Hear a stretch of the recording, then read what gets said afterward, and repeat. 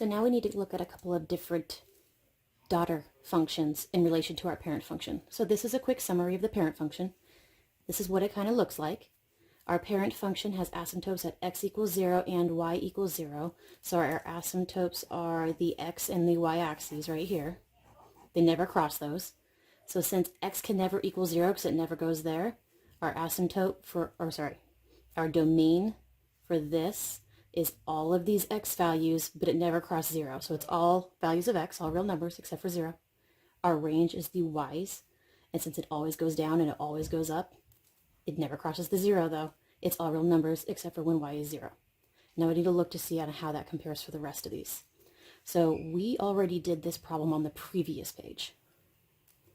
On the previous page, we realized that if the top number was multiplied by 4, so 4 times 1 gave me the 4, that this was a vertical stretch. And if it vertically stretches away from the parent function. So we saw that ours ended up looking like this instead. Our asymptotes did not change. Our asymptotes stayed the same. It got ever so close to this 0 and to this 0. So our asymptotes are still x equals 0 and y equals 0. Since our asymptotes did not change, our domain and our ranges also didn't change. My domain is still all real numbers except for when x is 0 because that's where the asymptote is. Since this is a never cross line, that meant I could never use it. My range is all of the y values. It used every single y value except for the asymptote y. I can't have it be at 0. So we've already done these two. We're going to try and apply what we saw here to this. So I need somehow my 1 to change into a negative 6. So a 1 changes into a negative 6. Well, it actually has two different operations. The negative tells us that we reflect across the x-axis. And the multiplied by 6, it's a number bigger than 1, so we are still vertically stretching. So we are going to stretch away, but we are reflected. So stretch away and reflected is going to look like this. So we took the parent, which is blue, it reflected, so now it's faced, so these actually switch places, and then it stretched really far away from it. So this is what our h function is going to look like. Our green is the h function, and our g was the purple function, and our parent was the blue function.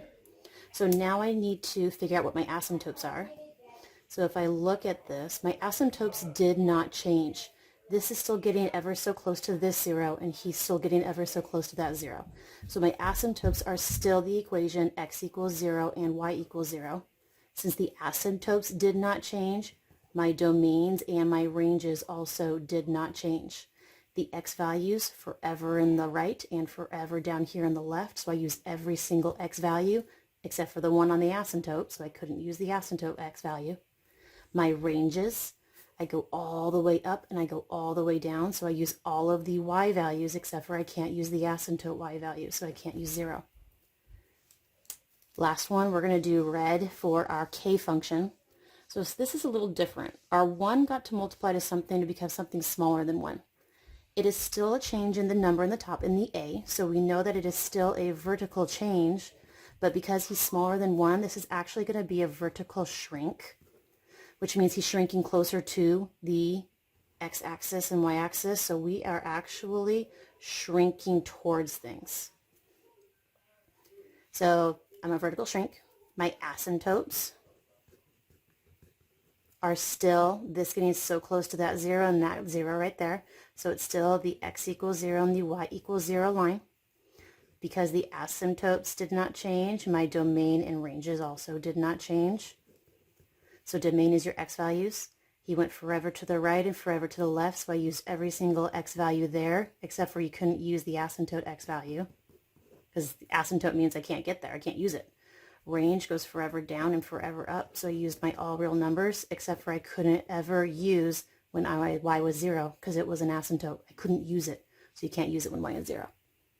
So when you are a vertical stretch, your a value is bigger than 1, and to reflect across the y, or to reflect across the x-axis, it's a negative number for a.